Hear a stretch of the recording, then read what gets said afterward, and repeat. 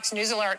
Right now, bomb threats forcing voters out of at least 2 polling places in New Jersey as residents across the state cast ballots for their next governor. And Mark Meredith is live in Montclair, New Jersey with the latest. Mark, what's going on?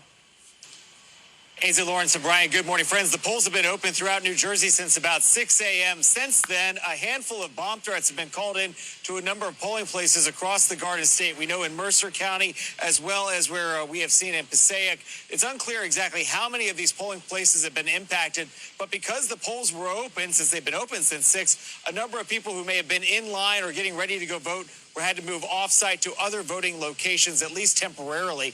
We've been at this elementary school here, not too far from where some of these threats were called earlier, because this is where the Democratic gubernatorial nominee is going to be voting. Mikey Sherrill should be voting here around 9 a.m. I just spoke to her campaign. They are aware of the situation impacting some of these polling places. The candidate is likely to address this when she gaggles with reporters in the 9 a.m. hour. All an indication, though, again, that there is a lot of people very curious what will happen here in New Jersey. The spotlight has been on this race nationally, and we have seen this before in other elections, but these potential threats, whether or not it's going to have a widespread impact on turnout, it's unclear. More than 1 million people cast their ballots ahead of Election Day. There was early voting, mail-in balloting as well.